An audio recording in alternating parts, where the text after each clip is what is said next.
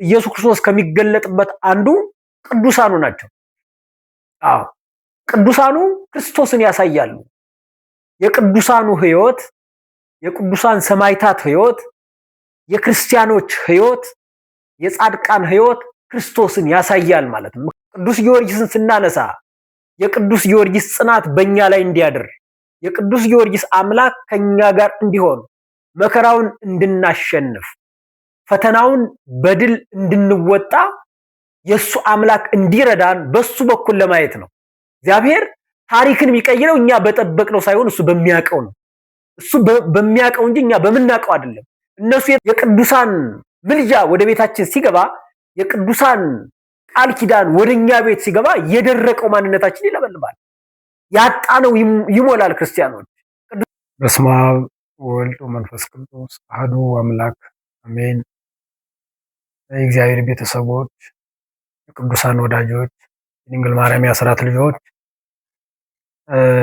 በወደደን ባፈቀረን እሱም ፍቅሩን በመስቀል ኮረብታ ባሳየን በአንድያ ልጁ ሰላም እላችኋለሁ።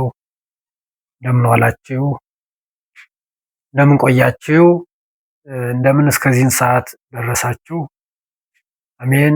ምሕረቱን ቸርነቱን ያላራቀብን የአባቶቻችን አምላክ የእኛም አምላክ እስከዚህ ሰዓት አድርሶናልና ክብርና ምስጋና ለሱ ይሁን። እንግዲህ እንደ እግዚአብሔር መልካም ፈቃድ ዛሬ ዕለቱንና ቀኑን መሰረት ባደረገ አንድ መርሃ ግብር ይዘንላችሁ ቀርበናል። በ44 ዩቲዩብ ማለት ነው። እናንተ ደግሞ ዩቲዩባችን ያድግ ዘንድ ላይክ፣ ሼር፣ ኮሜንት መስጠት እንዳትረሱ በእግዚአብሔር ስም መልእክታችን እናስተላልፋለን ማለት ነው። ወደ ትምህርታችን እንገባለን። ዛሬ እንግዲህ በዋናነት መነሻ የምናደርገው የታላቁን ሰማዕት የልዳውን ኮከብ የቅዱስ ጊዮርጊስን ዓመታዊ በዓል መሰረት አድርገን አንዳንድ ነገሮችን ከመጽሐፍ ቅዱስ አንጻር ከቤተክርስቲያን አስተምሮ አንጻር እያየን እንነጋገራለን ማለት ነው። በድጋሜ እንኳን ለታላቁ ሰማዕት ለቅዱስ ጊዮርጊስ ዓመታዊ በዓል በሰላም በጤና አደረሰን አደረሳችሁ እላለሁ። የአምላካችን ስም የተመሰገነ ይሁን። እንግዲህ ዛሬ ህዳር 7 እንደምታውቁት የቅዱስ ጊዮርጊስ ቅዳሴ ቤቱ ነው።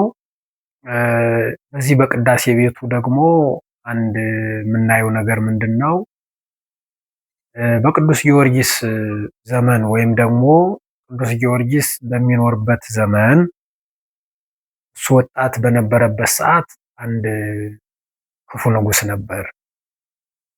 አንድ ዱዲያኖስ የሚባል ንጉስ ክርስቲያኖችን የሚጠላ፣ ክርስቲያኖችን የሚያሳድድ፣ ለክርስቲያኖች ክብር የሌለው፣ በተለይ ክርስቶስን የሚያመልኩ በክርስቶስ ስም የሚሰበሰቡትን ሁሉ እያሳደደ መከራ የሚያበዛባቸው፣ ስቃይ የሚያጸናባቸው አንድ ንጉስ ነበር እና እንዳጋጣሚ ሆኖ የሰማዕት ቅዱስ ጊዮርጊስም በዚህ ዘመን ነበር።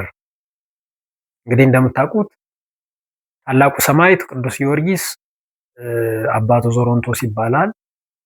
ከነገስታት ወገን ከነገስታት ዘር የሆነ ነገር ግን ከዘመዶቹ ተለይቶ ሰማያዊውን ክብር የፈለገ የክርስቶስ ወታደር መሆን የፈለገ ከምድራዊ ነገስታት ከመሆን ይልቅ ሰማያዊውን የመረጠ ከሚታየው ይልቅ የማይታየውን ክብር የፈለገ በእውነት ለወጣቶች አርያ የሚሆን ፈለጉን ለሚከተሉ እሱን ለሚፈልጉ አብነት የሚሆን ታላቁን ድል ታላቁን መከራ አሸንፎ ከክርስቶስ ጋር አንድ የሆነ ታላቅ ሰማዕት ነው።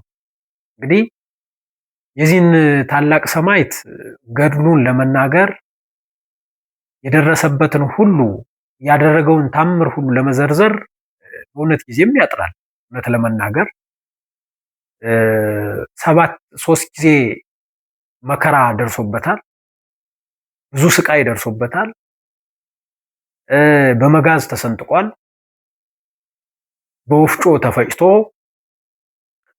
በደብረ ይራስ ተራራ ተዘርቷል።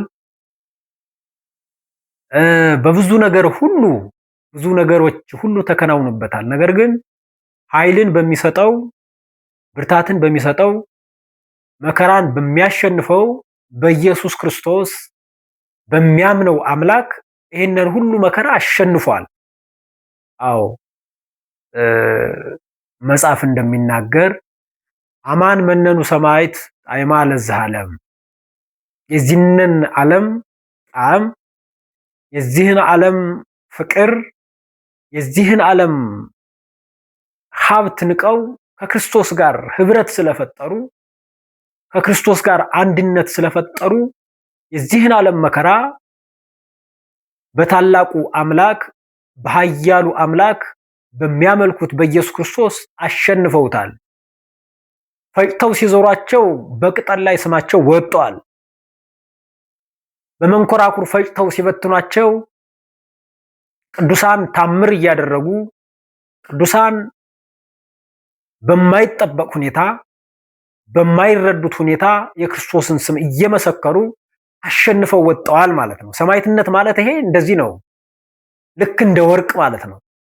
ወርቅ ከመሬት ውስጥ ተቆፍሮ ወጦ በእሳት ነጥሮ ተፈትኖ ወርቅነቱ እስኪረጋገጥ ድረስ መከራ እንደሚበዛበት ሁሉ ሰማዕት ቅዱሳን ሰማዕታት ብዙ መከራ ደርሶባቸዋል። እንደ ወርቅ ተፈትነዋል። በጅራፍ ተገርፈዋል። ሰውነታቸው ተቆርጧል።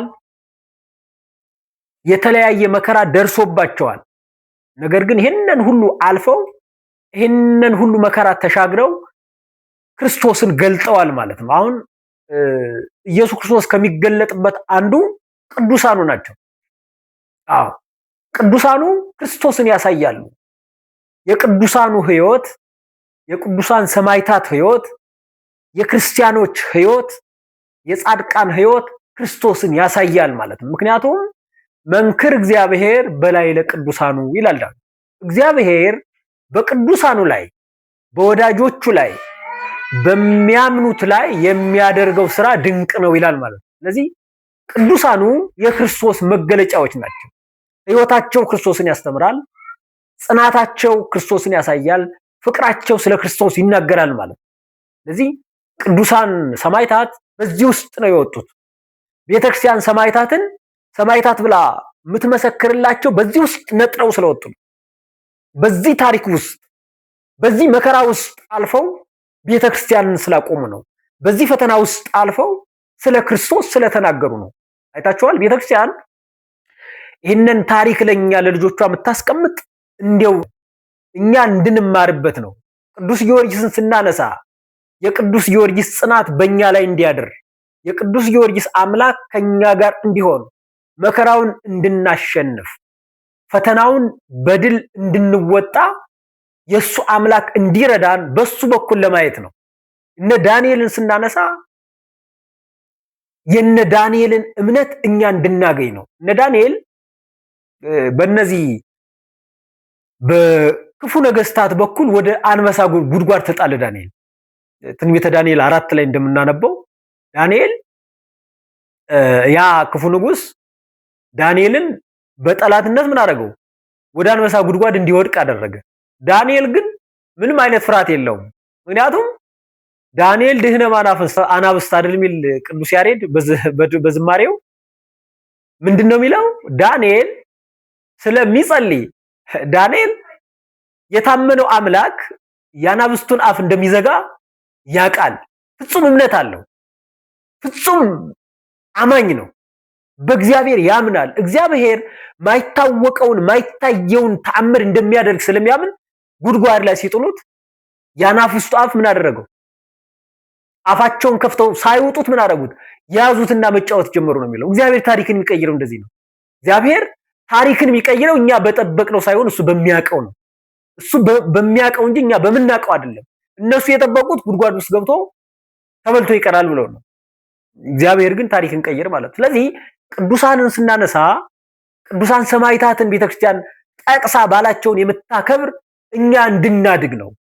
ልጆቿ ሰማዕትነትን እንድንላመድ ነው። የሰማዕትነትን ስራ፣ የሰማዕትነትን ዋጋ፣ የሰማዕትነትን ጉዞ እንድንረዳ ቤተክርስቲያን ሰማዕታትን ሰማዕት ብላ በዓላቱን ታከብራለች፣ ዝክራቸውን ትዘክራለች ማለት ነው። ስለዚህ ቅዱስ ጊዮርጊስ በዚያ በንጉሱ በዲዮቅልጥያኖስ በንጉሱ ድዲዮአኖስ ዘመን ነበር እና ይሄ ንጉስ ምን አደረገ? የቅዱስ ጊዮርጊስን መከራ ከመሰልቸት የተነሳ ብዙ መከራ ሲያደርግበት ከአቅሙ በላይ ስለሆነ ምን አደረገ? በረሃብ እንዲሞታልና በአንድ መበለት ቤት አሰረው ይላል። ታሪኩን ማንበብ ትችላላችሁ። በአንድ መበለት ቤት ወስዳችሁ ሰሯልና ምን አደረገ? ጭፍሮቹን አዘዘ ይላል። ያቺ መበለት ደሃ ናት። ይገርማችኋል። ችግር የባሳት ሚረዳት ያጣች ሚያግዛት ያጣች አንድ ልጅ እንኳን ነበራት። ታማሚ ነው መጽሐፍ እንደሚነግረን ታሟል፣ ሽባ ነው፣ ሰው የላትም። ነገር ግን እሷም እንዳትረዳው ብሎ ማንም ቅዱስ ጊዮርጊስን ምግብ እንዳይሰጠው የሚበላ ነገር፣ ውሃ፣ የሚጠጣ ትንሽ ነገር እንዳይሰጡት ብለው እንኳን ከዚያ ቤት ዘጉት ይላል። ከዛ በኋላ ምን አደረገ? የቅዱስ ጊዮርጊስ አምላክ ምን አደረገ? ከእንጨቱ ላይ ከምሰሶው ላይ ሲያስሩት ያ ምሰሶ ምን አደረገ? ቅጠል ሆነ ይላል። ማለት ደረቅ የነበረው ለመለመ። ይሄ አሁን ለቅዱሳን ትንሽ ነገር ነው። በቅዱሳን ሕይወት ውስጥ ከዚህ የበለጠ ታሪክ ማድረግ ቀላል ነገር ነው። ክርስቲያኖች ቅዱስ ጊዮርጊስ እዛ ቤት ለፍጥኝ ሲያስሩት ምን አደረገ? ያ የታሰረበት እንጨት ምን ሆነ? የለመለመ እንጨት ሆነ፣ ያበበ እንጨት ሆነ። ይህንን ታምር ያቺ መበለት አየች። ተመስሎ አምላኮሙ ለክርስቲያን፣ የክርስቲያን አምላካቸው ሰው መስሎ ከኔ ቤት መጣለችና ክርስቶስ መሰላት፣ አምላክ መሰላት። የአምላክ ባሪያ አምላክን የሚያገለግል አልመሰላትም። እሷ ያሰበችው የክርስቲያኖች አምላክ ነው አለች ይላል።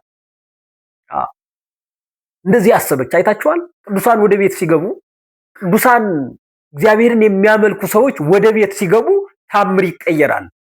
የቅዱሳን ምልጃ ወደ ቤታችን ሲገባ፣ የቅዱሳን ቃል ኪዳን ወደኛ ቤት ሲገባ የደረቀው ማንነታችን ይለበልባል፣ ያጣነው ይሞላል። ክርስቲያኖች ቅዱስ ጊዮርጊስ እዛ ቤት ሲገባ ሌላ ታምር ደግሞ አየቻች ሴት፣ ሌላ ታምር ደግሞ አየች። ያ ሽባ የነበረው ልጇ፣ ታሞ የነበረው ልጇ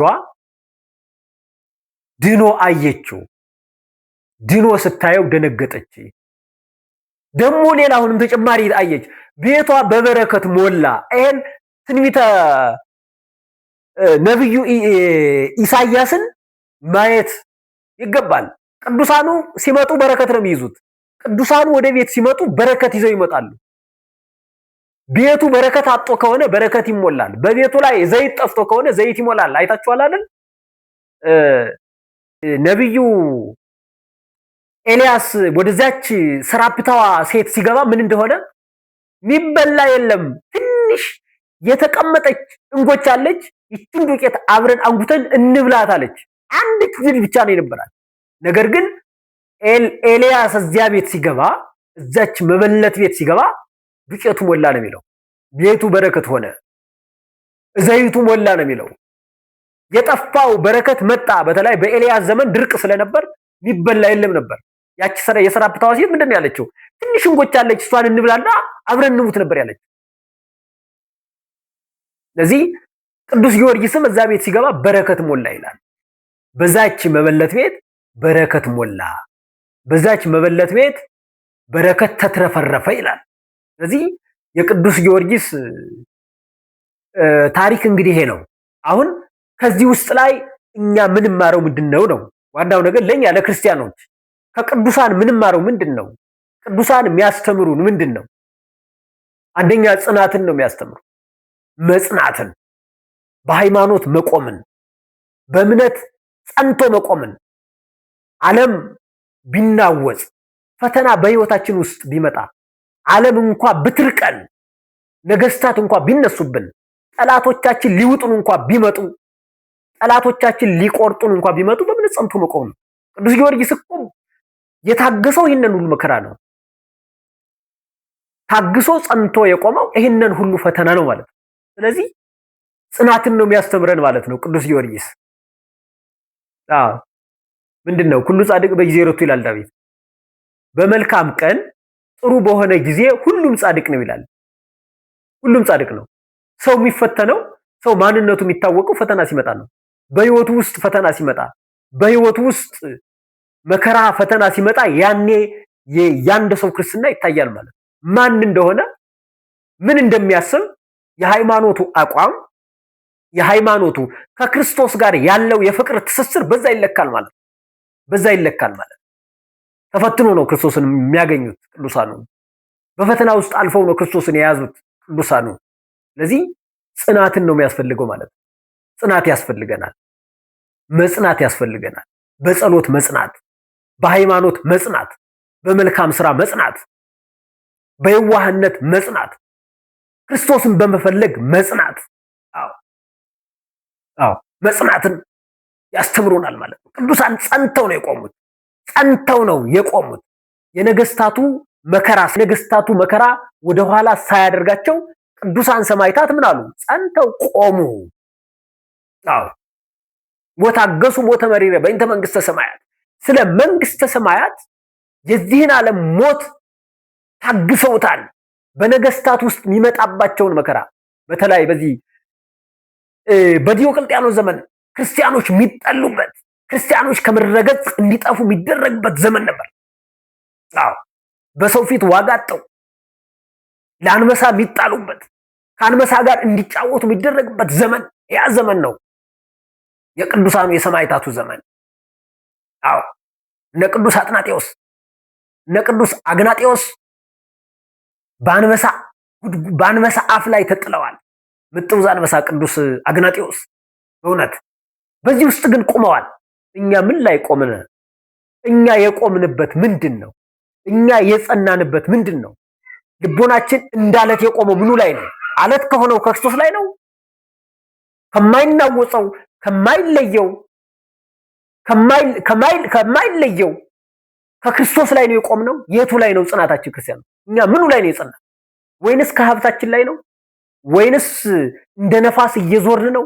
ወይንስ እንደሚመጣው እየተጓዝን ነው? የኛ ጽናት የቱ ጋር ነው ክርስቲያን? አዎ ቤተክርስቲያን እንድንጸና ነው።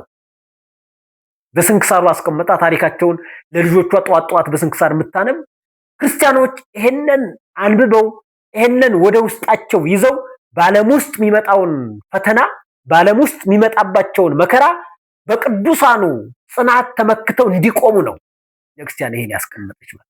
ስለዚህ አንደኛ ጽናትን ነው ማወቅ የሚያስፈልገው፣ መጽናት ያስፈልጋል። ቅዱስ ጊዮርጊስን ስናስብ የቅዱስ ጊዮርጊስን ጽናት ሰው በሌለበት በተለይ በሰባ ነገስታት ዘመን ብዙ ሰዎች ከክርስቶስ በራቁበት ዘመን ብዙ ሰዎች ወደ ዓለማዊነት በሄዱበት ዘመን አንዱ ሰማዕት ቅዱስ ጊዮርጊስ የልዳው ኮከብ ቅዱስ ጊዮርጊስ ሰባ ነገስታትን ያሳፈረው ታላቁ ሰማዕት። ለዚህ እኮ ነው ሊቀ ሰማዕታት የሚባለው። ለዚህ ነው ክርስቲያኑ የሰማዕታት አለቃ። ብዙ ሰማዕታት አሉ። ነገር ግን ሰማዕትነትን እጅግ በጥባት ወይም ደግሞ በጭካኔ በተሻለ ሁኔታ በክብር የተቀዳጀው ቅዱስ ጊዮርጊስ ነው። አይታችኋል። ክርስትና ዋዛ አይደለም። ክርስትና እንዲያው አጨብጭበን ምንመለስበት አይደለም። ወደ ውስጣችን ምንመለስበት ነው። ህሊናችን ከክርስቶስ ጋር ምናስተሳስርበት ነው። ሐሳባችን፣ አመለካከታችን ከእግዚአብሔር ጋር አንድ የሚሆንበት ነው። ይሄ ነው ጽናት ማለት። ሁለተኛው እምነት ነው። እንግዲህ ማመን ማለት መታመን ማለት ነው። ማመን ማለት ሰማይና ምድርን በፈጠረው ከእግዚአብሔር አብ፣ ከእግዚአብሔር ወልድ፣ ከእግዚአብሔር መንፈስ ቅዱስ ጋር አብሮ መኖር ነው። ማመን ማለት ይሄ ነው። ሳይናወጹ ሳይጠራጠሩ ወደኋላ ሳይሉ አብሮ መጽናት፣ ጸንቶ መቆም። መከራ ቢመጣ ነው ማመን መታመን ማለት ደግሞ ላመኑለት ነገር ሰማዕትነት መሆን ማለት ነው። ያመኑትን እስከ ሞት ድረስ ምን ማድረግ መቆም፣ እስከ ሞት ድረስ ጸንቶ መቆም ማለት ነው። ስለዚህ ልናምን ይገባል። አዎ እንደዛ እንደ ሕፃኑ ምንድን ያሉ ሰለስቱ ደቂቅ እኛ አንተ ላቆምኸው ጣዖት አንሰግድም። አንተ ያቆምኸው ጣዖት እንጨት ነው። ዓይን አለው አያይም፣ እግር አለው አይጓዝም። አንተ ላቆምኸው ጣዖት ከምንሰግድ ባያድነንም እንኳ ያመንነው አምላክ ያመንነው እግዚአብሔር ባያድነንም እንኳ ለአንተ ጣዖት አንሰግድም ብሎ መጽናት ነው። ዛሬ ጣዖት የሆኑ ብዙ አሉ። ጣዖት የሆነብን በህይወታችን ውስጥ ጣዖት የሆነብን ከቤተ ክርስቲያን ውስጥ ያስቀረን ጣዖት የሆነብን እግዚአብሔርን እንዳናይ ያደረገን ብዙ ነገር አለ። ይህንን ጣዖት ማውጣት ያስፈልጋል። ይህንን ጣዖት ሰባብሮ ወደ ክርስቶስ ወደ ዘላለማዊው አባት መሄድ ያስፈልጋል ማለት ነው። ሁለተኛው ይሄ ነው፣ እምነት ነው፣ ማመን ነው፣ የቅዱሳኑን ህይወት መከተል ነው። በዘመነ ሰማዕታት የነበረው ሰማዕትነትና የአሁኑ ሰማዕትነት ይለያል። ቤተ ክርስቲያን ሁሌም ልጆቿን ሰማዕት ታደርጋለች። አንደኛውና ትልቁ የቤተ ክርስቲያን ዓላማም ይሄ ነው፣ ልጆቿ በሰማዕትነት እንዲያልፉ ነው። ምክንያቱም እኛ በጸሎታችን ምን እንላለን? ዲያቆኑ በቅዳሴው ምን እንደሚል ታውቃላችሁ? የሰማዕትነትን ስራ ትሰጥን ዘንድ እንለምንሃለን ይላል። ምክንያቱም ሰው የተጠራው ስለ ክርስቶስ ሰማዕትነት እንዲሆን ነው። ስለ ክርስቶስ ሰማዕት እንዲሆን ስለ ቅዱሳን ሰማዕታት እንማልዳለን። የሰማዕትነትን ስራ ትሰጠን ዘንድ እንማልዳለን ማለት እኮ ቤተክርስቲያን ልጆቿ ሰማዕት እንዲሆኑ ትፈልጋለች ማለት። ስለዚህ አሁንም ቤተክርስቲያን በሰማዕትነት ትጓዛለች፣ ልጆቿ ደግሞ ሰማዕትነትን እየከፈሉ ያልፋሉ ማለት። አሁን የምናየው በተለይ አሁን ባለንበት ወቅት ክርስቲያኖችን በያሉበት እየሄዱ እያሳደዱ ማፈናቀል፣ በያሉበት መከራ ማድረስ፣ በያሉበት ቤታቸውን ማቃጠል፣ ይሄ ሳይቀር አለ። ይሄ ሰማዕትነት ነው ክርስቲያኖች። ስለዚህ አንድ ነገር መዘንጋት አያስፈልግም። በመጽሐፉ ላይ የሰማዕትነትን ስራ ትሰጠን ዘንድ እንማልድሃለን ከተባለ ሰማዕትነት፣ ትክክለኛ ሰማዕትነት የደስታ ምንጭ ነው ማለት ነው። ምንድነው በዘመነ ሰማዕታት በታሪክ ምን ይባላል? ሰማዕትነት አያመልጣችሁ እያሉ እየተሰባሰቡ እየሄዱ ስለ ክርስቶስ መስክረው አንገታቸውን ይሰጡ ነበር ይባላል። በቃ በደስታ ነው ያን ሰማዕትነትን በደስታ ነው የሚያሳልፉት። መከራ ሲመጣባቸው እናንተ ራሱ ክርስቶስ ምን ብሏል? መከራ ሲመጣባችሁ ደስ ይበላችሁ፣ መከራ ሲመጣባችሁ ደስ ይበላችሁ። ዓለም መከራ ሲያመጣባችሁ፣ ዓለም ፈተና ሲያመጣባችሁ ደስ ይበላችሁ ነው ያለ። ስለዚህ መከራዎቹ ለኛ ደስታ ናቸው ማለት ነው። በክርስቶስ ላለን፣ በሃይማኖት ላለን፣ በእምነት ውስጥ ለምንመላለስ መከራዎቹ ለኛ መሻገሪያ ናቸው ማለት ነው። ቤተክርስቲያን የምታስተምርም እንደዚህ ነው። ጽዋን የሆነ ሰው ስለ ሃይማኖቱ የሚቆም ስለ እምነቱ በትክክል ሁኔታ የተረዳ ክርስቲያን ነው የምትፈልግ ማለት ነው ቤተክርስቲያን። ስለዚህ አሁንም የሰማዕትነት ስራ አለ ማለት ነው። እንግዲህ አምላካችን ቅዱስ እግዚአብሔር ለሰማዕትነት ያብቃን፣ ይቆየን።